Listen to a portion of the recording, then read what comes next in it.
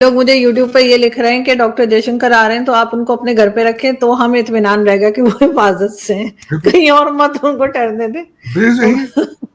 बिल्कुल सही का, मैं उनसे एग्री करूंगा, मैं उनसे एग्री करूंगा। पाकिस्तान हार गया है, जहलियत जीत गई है। आज आपके पीर जो पीर पीरनियां जीत गए हैं, जिन जीत गए, जिन्नात जिस तरह पाकिस्तान जो चला रहे हैं वो जीत गए हैं। मुसलमानों की पूरी दुनिया के अंदर जो हालात हैं उसके सिर्फ पीछे एक चीज है कि साइंस, तालीम और मैथ, इससे आपकी दूरी, नफरत। एक तरफ डॉक्टर जयशंकर आ रहे हैं, दूसरी तरफ हमारे पास बैठा हुआ कौन है? जाकिर नाइक। आपको जाकिर नाइक ही चाहिएगा, आपने तरक्की की तरफ थोड़ी जाना है। फिलहाल तो सर ये इजराइल को मजा चखाने के चक्करों में इनका ख्याल है कि ये ईरान के साथ खड़े हैं और इजराइल को ये बहुत टफ टाइम देने वाला है। इजराइल इनके पे ग्रेड से बहुत आगे है, वो इनके बस की बात है। इन्हें क्या पता इजराइल क्या चीज है? इनको तो इजराइल के स्पेलिंग नहीं पता, इन्हें क्या पता है? ये कभी जिस तरीके, मैं इनको सिर्फ एक बात बताना चाहता हूं कि इजराइल किस लेवल पे है। बीबी नेतन्याहू की पॉपुलैरिटी जो थी 7 अक्टूबर को जब हमास ने अटैक किया था, 15% पे चली गई थी पॉपुलेशन, उसकी पॉपुलैरिटी इन इजराइल। आज उसका जादू सर चढ़ के बोला आज इलेक्शन हो फिर जीत जाएगा। किस खूबसूरती के साथ उन्होंने अमेरिका का सर भी अपने घुटनों में दिया हुआ है। सारे बम वहां से आ रहे हैं, बंकर बस्टर, और सारा पैसा भी उनसे ले रहे हैं, उनकी बात सुन भी नहीं रहे, उनको धोखा भी दे रहे हैं। अमेरिका दुनिया की वाहिद सुपर पावर मजबूर है, घुटनों के बल है इजराइल के सामने। तो ये आप कहते हो ये पाकिस्तान के लौंडे लपाड़े और इजराइल कैसी बातें कर? इनसे टीटीपी नहीं कंट्रोल हो रही यार। वो अपने टीटीपी के नक्शे लगा। मैंने आपको पहले तो बताया 200 तो आपका अफगानी आया हुआ है इसके साथ इस्लामाबाद में हमले के लिए। 200 तो अफगानी है उसमें। आपको तो आपसे तो टीटीपी वाले नहीं रुक रहे मोटरसाइकिलों पे, तो आप कहते हैं हम इजराइल की बात करें। वो बहुत पढ़े लिखे, बहुत साइंटिफिकली बहुत बड़े। मैं उनका एक प्रोग्राम पढ़ रहा था, ये लौंडे लपाड़ों के लिए खासकर बताना चाहूंगा। उनका एक इंटेलिजेंस एक ग्रुप है उसको वो कहते हैं ग्रुप 8200। $2 बिलियन साल का उसका बजट है, जहां से वो आपकी सिक्रेसी ईरान से, सीरिया से लेते हैं, टिप लेते हैं। एक एक टिप का 50-50 हजार डॉलर से $1-1 लाख कैश देते हैं। फिर उन्होंने हनी ट्रैप बना रखा है। फिर ये आते हैं, ये सारे जो आते हैं वहां से, जो 4-4 शादियों और 100-100 बच्चों वाले, इनकी वीडियो बना लेते हैं, फिर उस पर ब्लैकमेल करते हैं। उन्होंने एयर होस्टेसें हायर कर रखी हैं इनकी नकलो हरकत को नोट करने के लिए। उनका एक प्रोग्राम है लेवेंडर है उसका नाम। इस वक्त गाजा का जो बच्चा पैदा होता है उसका रिकॉर्ड उनके पास मौजूद है। हर टेलीफोन कॉल का उन्हें पता होता है कि इस टेलीफोन पे कॉल है। और इस वक्त जितने टारगेट हैं उनके सारे आर्टिफिशियल इंटेलिजेंस बेस्ड है। आप कहते हैं ये लोग, आप इन लोगों की बात कर रहे हैं जो क्रेने लेकर, सरकारी क्रेने लेकर अपने कैपिटल पे हमले के लिए निकलेंगे। लेकिन सर ईरान भी बहुत धमकियां दे रहा है, आपको लगता है कि कुछ कंट्रोल हो पाएगा? नहीं यार, तू नहीं। ये दिमाग, ब्रेन साइंस और इंटेलिजेंस और आर्टिफिशियल इंटेलिजेंस और कंप्यूटिंग फिजिक्स जो है उनकी गेमें हैं, इनके बस इनके पे ग्रेड से ये वो कहते हैं ये किस खेत की मूली है, इन्हें क्या पता है कि साइंस क्या चीज है, साइंस के खाई। ये तो इनके तो अपने पेट ही नहीं भर रहे। मैं हैरान हूं, आज तक कभी किसी ने सोचा है मेरी लेगेसी क्या होगी? मियां नवाज शरीफ साहब को दुनिया में जब से चले जाएंगे, उम्र क्या है उनकी? बहुत ज्यादा उम्र है। जब दुनिया से चले जाएंगे लोग क्या याद करेंगे उसको? है पता नहीं बच्चे भी फातिहा पढ़ेंगे या नहीं पढ़ेंगे। कभी किसी को शौक हुआ लेगेसी का? कोई लेगेसी का शौक हो? कुछ नहीं है, किसी को परवाह ही नहीं।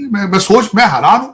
और जो जितने आपके ये CSS अफसरान हैं, जज हैं, कोई शर्मो हया से आ रही है, इनको पता ही नहीं हमने मरना है, क्या करना है, क्या छोड़ के जाएंगे। मेजॉरिटी ऑफ देम कोई 2-4% उनमें से ठीक होंगे, बाकी ऐसे। और उनको आप जो 2-4% ठीक है, उनको तो लड़की का रिश्ता उनको कौन देता? आपने एज ए सोसाइटी उनका बायकॉट कर रखा है।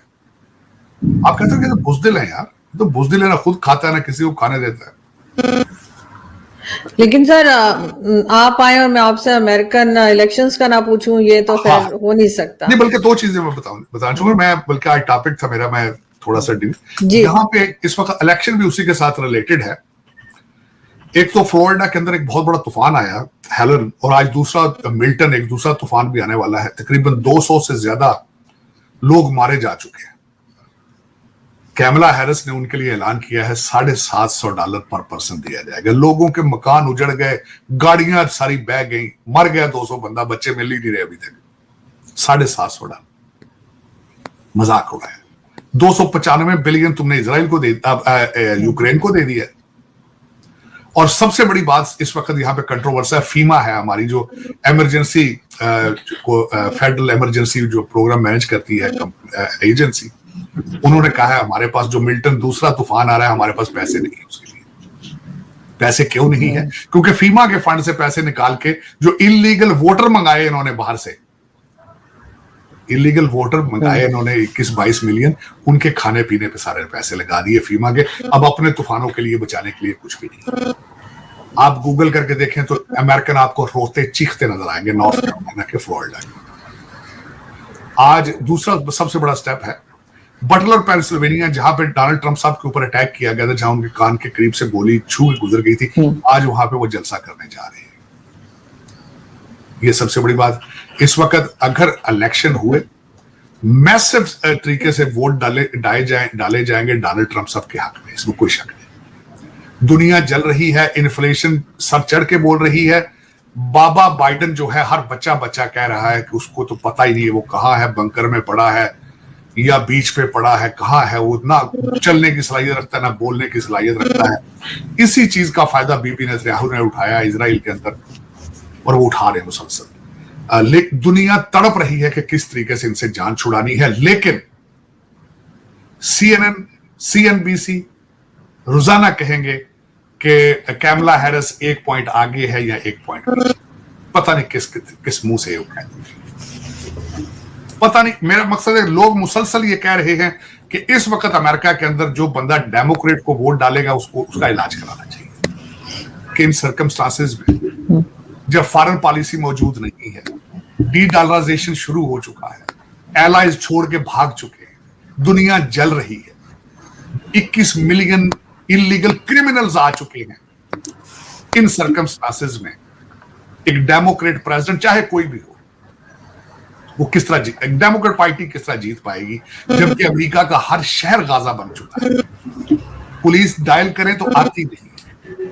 25 साल से कोई नया एयरपोर्ट नहीं बना है, 25 साल से कोई नई हाईवे नहीं बनाई गई। इन सर्कमस्टांसेस में वाकई उसके दिमाग का इलाज कराना चाहिए, जो आज भी कहता हो कि मैं डेमोक्रेट्स को वोट दूंगा। ये हालात है यहाँ पे। लेकिन आरजू, मुझे आपकी हमेशा फिक्र होती है।